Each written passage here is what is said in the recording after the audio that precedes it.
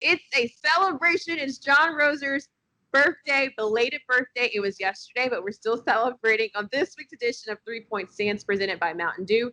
Roser, I had to get it out because I knew you didn't want to celebrate it today, but I'm gonna say it. Happy birthday to my wonderful co-host. I hope you had a great day. Put a smile on your face. I'm giving you. I'm smiling. I am smiling. Okay. All right. Happy birthday to you. You had a jam-packed full of everything going on your birthday weekend, from politics to football. It was just a lot to do. Yeah, no doubt. There was that's kind of the politics side. That's kind of the I guess the downside of having an early November birthday. Like, so Donald Trump was elected president on my 32nd birthday. Like, that was, and all my friends were so upset that none of them wanted to go out. I'm like, are y'all really this mad about a freaking election? And they were so mad and upset, none of them wanted to go out. Yeah, I was down for the count for about 2 weeks after 4 years ago. But hey, it's 4 years later. It could be a good thing. All right, let's not talk about politics because nobody wants to talk about that. But let's talk about some football. Your birthday did not present a great Sunday night football game. I'm sorry. I'm sure you're like wanting to watch it. For what happened to the Saints looked absolutely phenomenal. The Bucks, 3 points. 3 points by Tom Brady. No touchdown passes. It was a shutout in the first half, the first time for Tom Brady since 2014. What happened to Tampa Bay? So the Buccaneers losses, both of their losses are to the Saints now, right? Yeah. So this is maybe because Tampa Bay was starting to look like they were the best team in the NFC, and that they looked to be the favorites out of the NFC to go to the Super Bowl. I know Seattle's obviously really good, but Seattle's got problems on defense, and Tampa looked like the most complete team. And with New Orleans, it was, well, what's going on with Michael Thomas? Do we trust Drew Brees' arm because he's had shoulder issues? Doesn't really throw the ball down the field that well anymore.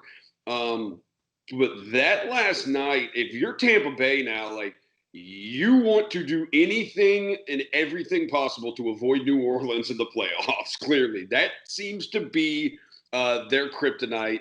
Antonio Brown, obviously his first game in I don't know how long, with 3 catches, with 31 yards. I'm sure as the season goes on, they'll get him more and more involved. But that was a very, very dominant and impressive performance from the Saints. Yeah, Drew Brees, Taysom Hill had an amazing game. We now know why having Michael Thomas and Emmanuel Sanders back out there. I mean, they just looked really, really good. And from the Tampa Bay Buccaneers, you're left scratching your head and saying, we haven't looked this bad since week 1, and we got worse. It got worse in week 1. And so when you have Tom Brady being Tom Brady, I mean, even though, I'm happy that the Bucs lost and the way they did lose, it was absolutely phenomenal. But if you're a Buccaneers fan, you're trying to figure out how, who, what, where, when, how. I don't know all the questions to put a question mark behind, but wasn't the best look. Now, a game that was absolutely phenomenal on Saturday night, college football, Clemson, Notre Dame. It was number 1 versus number 4. Notre Dame gets the win in double overtime, 47-40. When you look at this Notre Dame team now, Clemson is a 1-loss team. We know that we most likely will see them play in the ACC championship game. What does this loss do to both of these teams, especially when it comes to that college football playoff? Yeah, so Notre Dame, as we all know, Notre Dame is an independent, and they are not in a conference. But for this season, they did join the ACC. So Notre Dame is looking like they've got a tough one in a couple of weeks. They've got to go at North Carolina, and North Carolina's got a couple of losses. But North Carolina also has the ability. I mean, they've got some big time players on that team, and they're very capable of pulling an upset. So Notre Dame playing in the ACC. So if Notre Dame wins out, and let's say they get that win over North Carolina, if they win out, then they play the ACC championship game. Trevor Lawrence will be back, and you'd assume Clemson would win that game with Trevor Lawrence. You would bet it Saturday night if he played that Clemson would have won that game. But then at that point, if they lose in the ACC championship game to Clemson with Trevor Lawrence back, Clemson, boom, they're obviously going to be in the playoff. So we think the 3 teams automatically, as long as nothing crazy happens, Alabama, Clemson, Ohio State are going to be there. Those are going to be the 3 that are there. Ohio State's got a tough one this weekend coming up with Maryland against Baby Tua. So then the 4th team. I think a 1-loss Notre Dame would get in. If they lose the ACC championship to Clemson, I think a 1-loss Notre Dame is going to be that 4th team in the college football playoff. Now, Florida's got a claim to that. And then if Texas A&M wins out, Texas A&M's only loss is going to be to Alabama. They will have a claim that they should be there too because Texas A&M beat Florida. But I think it would be Notre Dame. I think it would be Notre Dame. That's a very interesting thing because I haven't thought about it. I do think with Trevor Lawrence, obviously that ACC championship game, we're talking about if Clemson wins. Clemson has to win that ACC championship game with Trevor Lawrence. What that does. I think you're right. I do think that they would have that fourth spot. Obviously, a lot of other things have to factor into play. You got the Pac-12 back. I know no team really stood out the most. USC almost lost to Arizona State. Indiana's looking like maybe a team. It's the second best team in the Big Ten. Yep. But Notre Dame, does have the fourth spot. Michigan sucks. What was that crap on Saturday? I knew I was screwed when they said I had Michigan in that game. I thought Michigan would win. I thought they'd kill them. I knew I was dead when I heard that Michigan was on Saturday morning. Saturday morning, it was said Michigan is the most bet on team today in college football. I was like, oh God, Indiana's going to win now. Like that's when you know you're screwed. That's when you know you're completely screwed. I mean, don't